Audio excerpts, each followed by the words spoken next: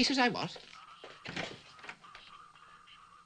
No, look, he must have misunderstood me. I certainly don't remember telling a gardener that I would give him Elliot tutorials instead of... Bye. How are you? Thank you. And you? Coping with Edna. Do you remember Edna? The one you used to call a human contraceptive. Actually, I called her a pill. Well, I updated you. How are you, Joey? Oh, very well, thanks. How's Miranda? Marina. She fills her belly and her nappy. She grows the odd tooth. She cries. How adult. Except for the odd tooth, of course. One loses that. Actually, I've been thinking of finding a new dentist. I know you dote on Tonks, darling, but he's terribly camp. One sits in that chair with one's whole body at his mercy. Who do you go to? A man in Pimlico. Joey's teeth are always in marvellous condition. Are they? Oh, let's see. What? Let's see your teeth. Oh, yes, quite right. They sparkle. Only from time to time I have noticed. Pum pum pum pum pum pum pum pum pum pum pum pum. One of Ben's marriage jokes. I'm surprised you haven't heard it. Well, I haven't. How flattering for me. Yes, well, I think I'd better get along. Oh, why? Because he's embarrassed. Are you? I've got a lecture. He has, yes. On Blake. Ah, then he'd better go.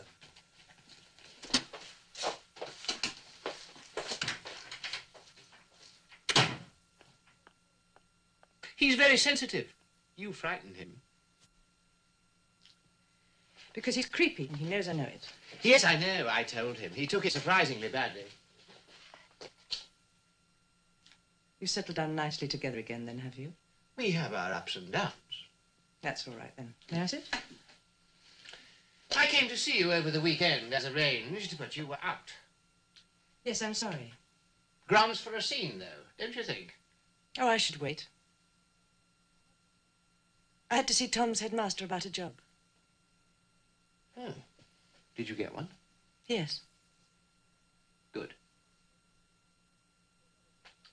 But you're looking a trifle peaky round the gills, wherever they are. I can never locate them on Joey.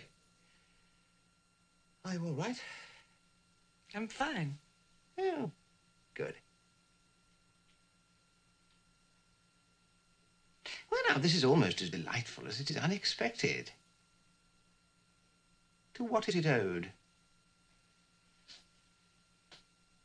I came to find out whether you wanted us back. Is that an offer? No.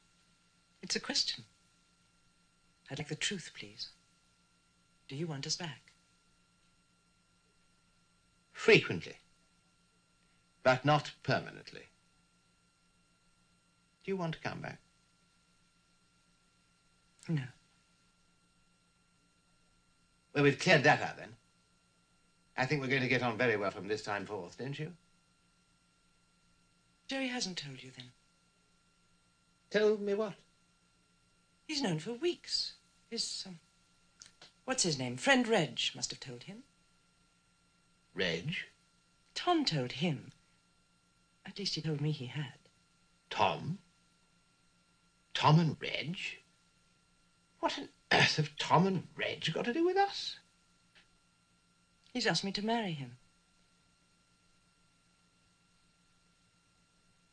Which one?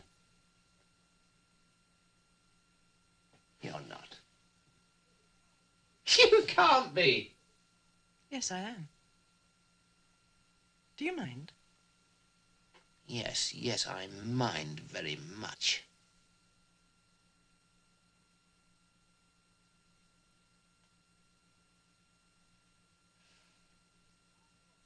After all, a man is bound to be judged by his wife's husband. The most boring man in London. You said yourself he was the dullest man you'd ever spent an evening with. That was before I got to know him properly. And what do you call him now? The dullest man I ever spent the night with.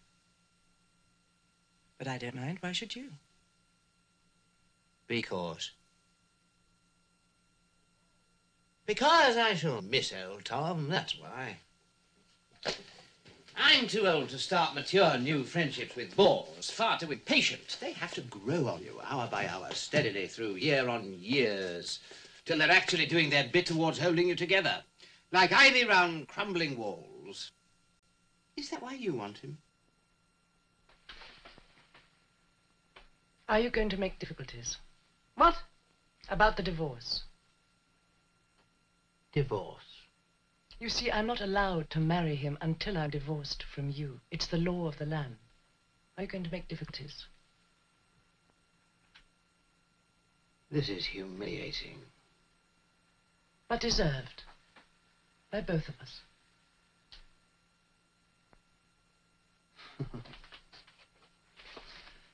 I'll bloody make difficulties, all right. After all, this is liable to be the only phase of our marriage that I shall enjoy. At least since the moment in the registry office when the clerk who handled our contract was under the impression that he was supposed to bind me for a year or two to the mad monk, your mother. I'll have to have my fun somewhere, won't I? After all, one moment of pleasure is not much out of a whole year, is it? It's a moment more than I had. How many moments do you expect from your next? I shan't count them. I'm not in it for fun, you see. I never was. Nor were you. Oh. What was I in it for, then? Perhaps you wanted a break. Well, I'm certainly getting one, aren't I? Or perhaps you were frightened. But it doesn't matter anymore because you're not anymore. And I suppose you needn't ever try again now that you've found out whatever it is you were determined to learn. I don't care. Not at all.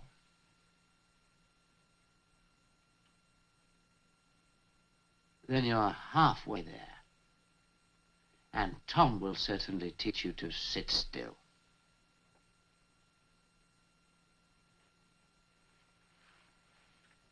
Look, if you must get married again, surely we can do better for you than that. After 6 weeks, you'll be the two most boring men in London. There are signs of it already. You're developing a new tone, a combination of the didactic and the enigmatically stoic that's more than halfway towards Tom's prose style. Tell me, does he know that you greet spring and its signs of life with wheezing and sneezes from your hay fever? Tom endorses spring. He admires it for its moral exuberance. Do you still make little popping sounds when you drink your coffee? No, it's your nose I've always taken exception to. Or is it your mouth? You can't marry Tom. I can. Well, yes, you probably can. You can probably do a lot of hideous things. You're tough, versatile, and brutal. What I mean is... don't. Why not? Well?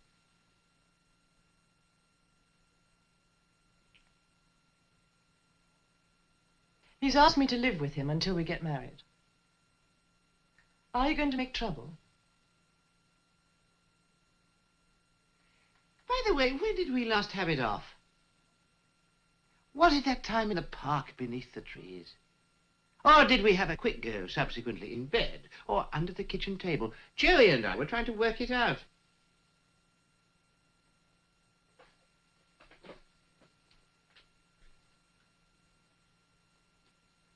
You're going to live with him until you get married, did you say? At least that's a realistic prospectus.